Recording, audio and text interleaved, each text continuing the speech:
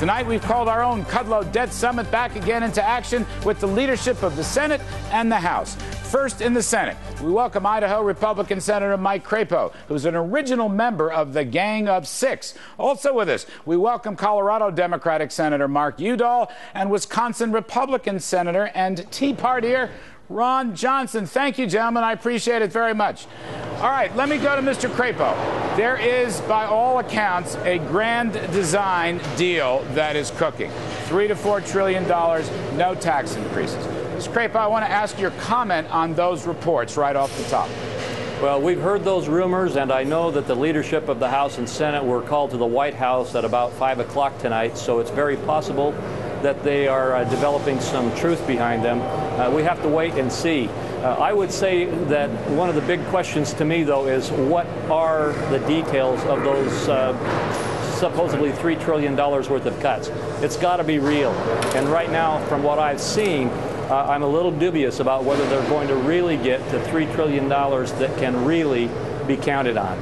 Dubious, Mr. Udall. I want to ask you if you share that dubiousness, and I want to ask you your take on the general proposition from the reports. And again, I've been on the phone. You guys are more plugged in than I am, but we're talking about discretionary domestic cuts, defense cuts, entitlement cuts, Mr. Udall. I want to get your take on that. Larry, I agree with Senator Crapo. These have to be real numbers. We've got to get savings, which ought to be a combination of revenues and cuts in the order of $4 to $5 trillion to really make a difference. But let me pay some homage to Senator Crapo and the Gang of Six. I'm a big supporter of what they're trying to do. This is an opportunity for America, as you let in with your show tonight, to get our fiscal house in order and put a growth agenda in place. You're exactly right. That's how we're going to get our economy back on track. Senator Johnson, is it a growth agenda? Are you satisfied? I know you're a strong supporter of cut, cap, and the balanced budget amendment. That's not going to happen in the Senate. I'm also told that the Reid-Mitch McConnell idea is not going to happen. It's all being superseded by this grand design, which is sort of the group of, it's sort of the Gang of Six light, as I understand it. Mr. Johnson, what kind of mood are you in on this story?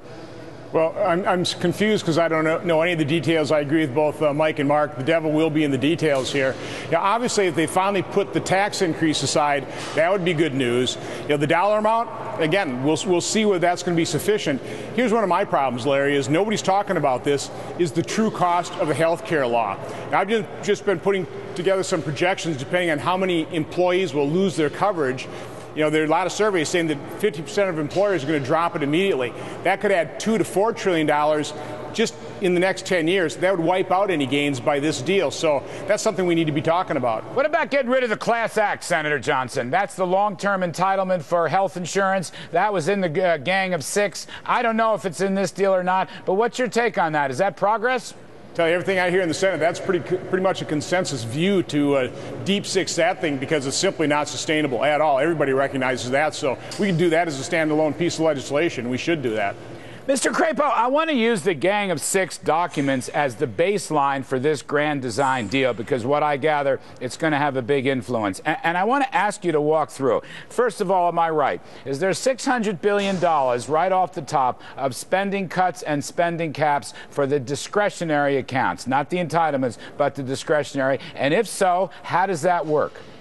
Well, that's essentially true. There's 3 or 4 years of caps on the discretionary budget. There's also the implementation of a chained CPI government-wide, which impacts across the board in all government programs that depend on the CPI calculations. And there is the elimination of the Class Act and some other smaller pieces. But are you raking over the coals to the defense budget also? The way that the Gang of Six approached it is that in the discretionary budget, the defense cuts and the non-defense cuts, or what actually security cuts, because that includes Homeland Security. Security cuts and non-security cuts were supposed to be balanced. There are some non-security cuts that have already been taken, and so some of the initial looks have compared apples to oranges. But the balance in the Gang of Six plan was supposed to be about 50-50, which is the way it is in the discretionary budget. Senator Udall, what's your take on the Medicare story? Paul Ryan wants to turn it into a voucher system. Medicare is included in the Gang of Six. We're going to get Mr. Crapo back to comment on that. Can you live with large-scale Medicare cuts? Can you live with cost of living adjustments downward? Can you live with the doctor's fix, which is real money? It's going to come out of doctors and hospitals. Can you live with the slowdown in the growth of Medicare, Mr. Udall? Larry, that's quite a list. I can certainly live with the last three items you mentioned. I want to again mention that the Gang of Six has found a way to put a permanent doc fix in place as well as deal with the AMT. Those have both been very troubling elements in the way in which we pay for those particular functions. There is a way in which to slow down benefit increases that are tied to a true CPI indicator. And again, that makes a lot of sense. We're not going to cut benefits, but we'll tie them directly to the true cost of living here in the United States. So all in all, the Medicare cuts, which are going to be painful for all of us, are the right sized, I believe, and are pointed in the right direction. Is your caucus going to support those cuts? There's a broad-based support for the Gang of Six approach. As you know, many of us have signed a letter earlier this year and are on a new letter supporting the Gang of Six, but we have to better understand what's exactly in the final proposal. But look, everybody has to feel some pain here. We've got to distribute dissatisfaction equally, and as a Democrat, if we're going to support and strengthen Social Security and support and strengthen Medicare, we've got to make some of these changes now. It'll only get more difficult going forward. You know, Senator Johnson, it almost sounds too good to be true. I'm going to use the number in the press, $3.7 trillion. I have no idea if that's the right number or not. I know there's a deal out there. I just know what the number is. How do you enforce this, Senator Johnson? Sometimes in life, as you know, when things are too good to be true, they're not true. And a lot of people like myself, and I guess you gentlemen, are going to ask, what's behind these big picture numbers? The numbers may assuage the S&P and the Moody's raters, but will they assuage taxpayers? Will they be real? Can you enforce them, Senator Johnson? Well, I think you could enforce them if you actually pass the cut, cap, and balance bill. And I know we're going to be voting that tomorrow. And, chances probably aren't real good the way it's been rushed. But, Larry, I've always thought to solve our fiscal problem, it's a two-step process. And the first step is really establish those hard spending caps, the controls, the fiscal discipline. And you can do that statutorily to limit the growth. And that's all we're talking about, is limiting the growth in spending. But I think long-term, you actually do need a constitutional amendment to limit the size of government and produce a balanced budget. Unless you have that, I don't care what Congress does, what law they pass, Congress will figure out some way to weasel out from underneath it. We need the constitutional limitation and control. I just think that's a fact. All right, so let me go back to my distinguished panel of senators, Senator Mike Crapo, Senator Mark Udall, and Senator Ron Johnson. Mr. Crapo, please help me out. I'm going to use your Gang of Six as a baseline. You didn't specify Social Security cuts, and you didn't specify Medicare, Medicaid cuts. What is underneath those statements in your 5 or 6 page document? Because that could be the basis of whether this new deal is real or not. What's in there, sir? Well, again, you were looking at a summary document, but we did specify or create what I call the straitjacket. We created a mandate in the first vote that would force the Congress to put detailed reforms into place, and created an enforcement mechanism, to get back to your earlier question, that would force Congress to stay on this path. I agree with Ron that we need a balanced budget amendment, but we also need a strong procedural enforcement mechanism in the Senate. But would that include the entitlements, this enforcement mechanism? No, because the entitlements have to be under a different system. We do include a different procedural approach to try to enforce entitlements, but as you know, by the nature of what an entitlement is, it's a law that Congress has passed that doesn't get voted on again. Yeah, but so it's really up to the Senate Finance Committee and the House Ways and Means Committee and the respective members of both bodies, right? I mean, nobody can rely on that, can they?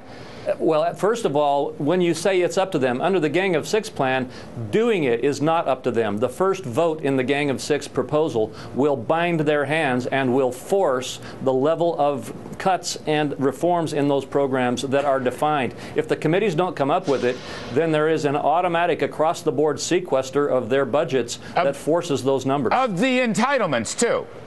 And that would happen with regard to the entitlement programs as well in the Gang of Six plan. And what would happen is that then if the committees did not do it, the mandated numbers of reform are still in law and in place, and senators would come together with alternative proposals in an expedited floor action to force a vote on proposals until one was adopted. And so it's not correct to say that this is just being left up to committees. We are creating a mandatory requirement in law that these savings be achieved, and then we are allowing the committees to fill the details in. If the committees don't fill the details in, then the Congress will fill the details in under a mandatory vote process. Senator Udall, how would you recommend that we deal with the Social Security problem?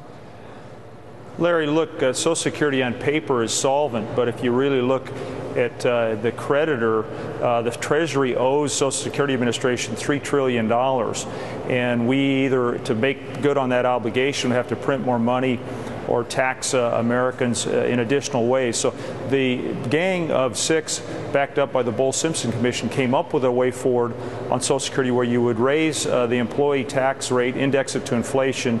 You'd also look at raising the eligibility age while also protecting people who are in the vocations that demand a lot physically. You also would keep SSI whole 5 years into the future. It's an elegant solution, but it deals with the reality that faces us. On paper, Social Security is solvent, but if you really look behind the curtains, it's not. And if you care about Social Security, we need to take these steps today. So again, my hat's off to the Gang of Six for the way that they've constructed the process going forward.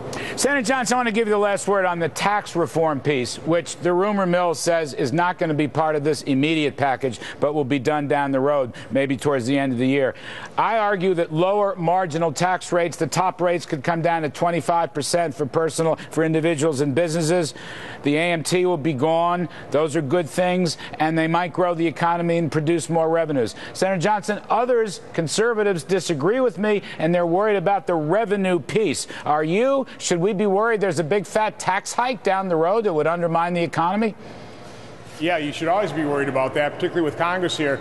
But, again, I think that's another one of these things that's kind of a growing consensus here in Congress that we do need to just dramatically reform our tax code. 70,000 pages, hundreds of billions of dollars worth of compliance costs. Plus, it makes us very uncompetitive with a very high corporate tax rate, all the regulations surrounding that as well. So I really do think that structural tax reform is possible. Is that possible to do this debt ceiling vote? I don't think so. That's going to take some time, some real thought. So we do need to push that down the road a bit. So this is like a Reagan solution. This is lower spending and lower tax rates. I look at this as a Reagan solution.